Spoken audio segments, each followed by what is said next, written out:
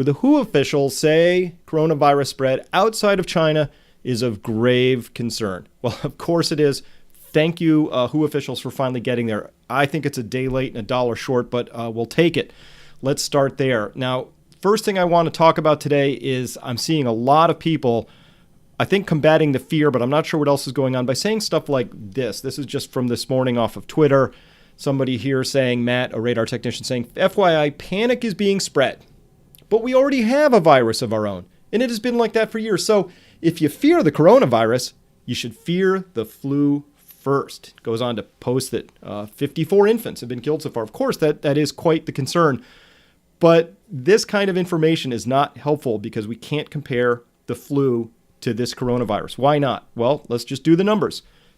This novel coronavirus, nCoV, is much worse than the flu. First, case fatality rate. The flu is about 1%.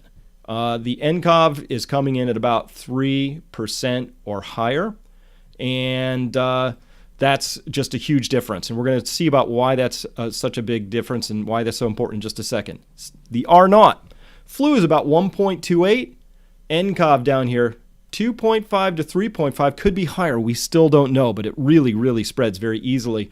And this is the big piece here, of course, the serious complication rate, which requires an ICU bed or equivalent. Flu, it's under 1%. Maybe 200,000 hospital bed used last year for flu patients in the United States. And that was with somewhere between 10 and 50 million people each year are infected by the flu.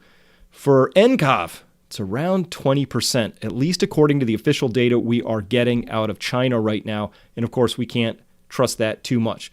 But here's why nCoV is way worse than the flu. Huge case fatality rate. The R0, much, much, much higher, and a very high serious complication rate. Again, principally for people over the age of 50. Now let's look here real quick before somebody says, oh, swine flu was bad. Well, here we're comparing on these charts. We've got the nCoV data in yellow, and we've got swine flu in red, which was a pretty big thing, and it was bad. But here we can already see when these get baselined to the days when the tracking really started, that nCoV is already exceeded. I certainly expect this number to be up about here today, the actual case rate. But look at the deaths compared. Swine flu was bad and people feared it, and I think rightfully so to some extent. But look at the death rate in red for swine flu. nCoV has already exceeded that, and we're expecting that number to shoot a lot higher today. So this is worse even than swine flu. It's not even comparable to ordinary seasonal flu. It's worse than the swine flu.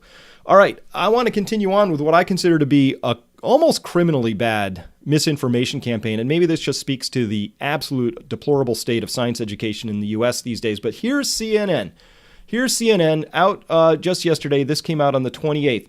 So here they're talking about how this outbreak compares with SARS. Well, look, everybody, aren't you comforted? We've got this many cases and this many deaths, and SARS was worse. There you go. There's your comparison. And also death rate, 2.2%. And again, they're making a huge mistake here by simply dividing that number by that number. You can't do that. Why? Because there's about a 7-day lag between the time you are identified and the time you die. So you actually need to compare this number to how big this number was 7 days ago. And that's a very different death rate. And we won't know that number until all is said and done. With SARS, we have the final numbers. We have how many confirmed cases there were. We know how many deaths there were, whether they're right or wrong. Those are the official numbers. And that gives you that death rate. But here, very misleadingly, CNN is trying to say, look, there's fewer cases and a lower death rate. That's the comparison they're making. And even Statista, who I expect a lot more from, because these people, their whole job and reason for being is statistics. Here they're using a bar chart. Comparing coronaviruses with SARS. They are saying that it exceeds the SARS outbreak, but how do you make sense of these? How do you compare these two numbers? It's very difficult. I don't even know what to make of this because this is a time series data. So let's look at this on a time series basis. Here what we've done, again, I think I've shown this one before, but let's cover it because it's important. These have been baseline from days from the first infection that's recorded, and we're putting them on the similar timeline. So here we are, approaching 50 days after nCoV is first detected, and here's how many people have been infected. SARS really cooked along for a long time. Not much happened before it started to take off. but it never achieved this perfect exponential sort of a spread rate. It was a little bit lower and slower than that because it didn't spread quite the same.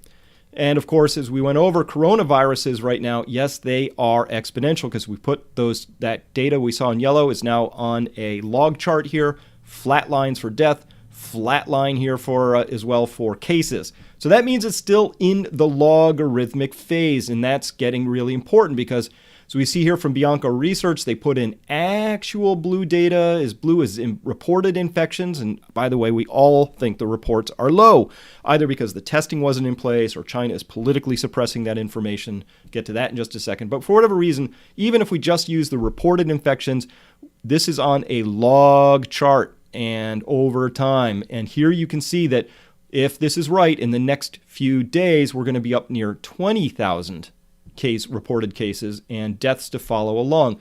Now, why is this really important? Why do I want to cover this? Because we are still in the log phase of this. Listen, that could change.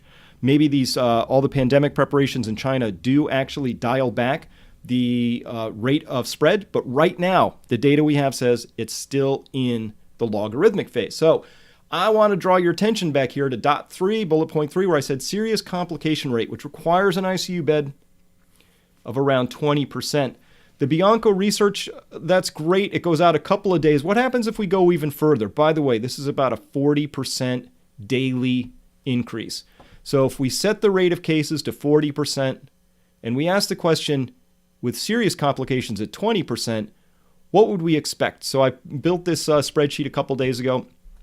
Here at day 0, that would have been on the 28th. We would have expected 4,774 cases and about 1,000 serious complications. That's exactly what we saw yesterday. In yellow are the numbers I'm expecting to be reported by the end of today at the 29th.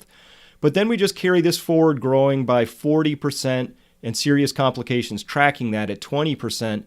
You've heard probably, hey, there could be a flu vaccine. an nCoV vaccine coming out. That would be great.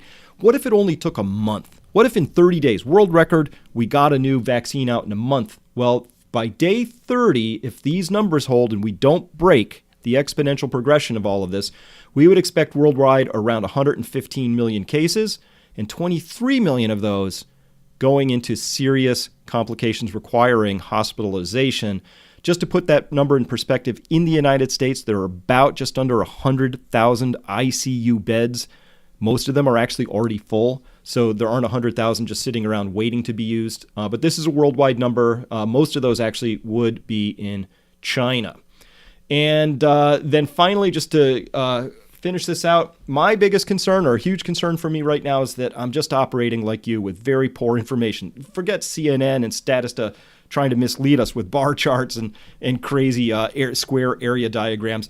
I haven't found any unofficial news from private citizens out of China for about 48 hours now. Remember, 2-3 days ago, there were all those videos of people in hospital beds and in the hospital waiting areas and even lying in the hallways.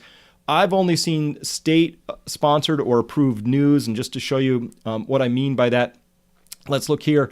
On Twitter, I go to coronavirus, scrolling through the top feeds. This video is from several days ago.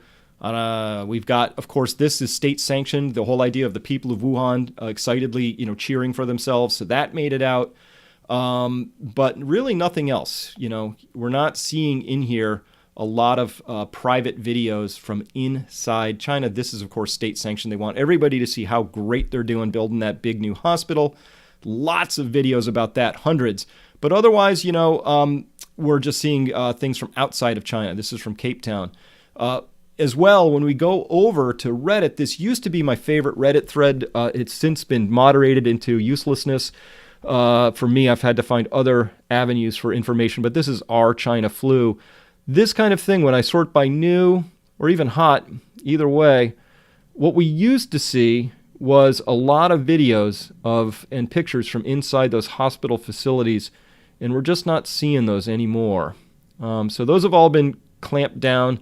And there's information here, but we're not seeing a lot from inside China. So yes, that concerns me. And that is my biggest concern right now, is I can't get good data that I trust, and even the anecdotes that give me a sense of where we are. It could be worse. It could be better. The lack of information is troubling. So thank you for listening. We'll talk to you next time.